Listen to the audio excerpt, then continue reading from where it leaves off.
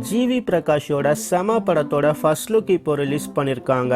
பாண்டிராஜ் கிட்ட அசிஸ்டண்ட்டாக ஒர்க் பண்ண வள்ளிகாந்த் இந்த படத்தை டைரக்ட் பண்ணுறாரு.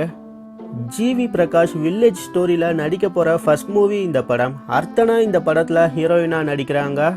பாண்டிராஜோட பசங்க ப்ரொடக்ஷன்ஸ் இந்த படத்தை ப்ரொடியூஸ் பண்ணுறாங்க. இதே மாதிரி சினிமா நியூஸை நீங்கள் தெரிஞ்சுக்க சப்ஸ்கிரைப் பண்ணுங்கள் ட்ரெண்ட்ஸ் டிவிக்கு. நன்றி.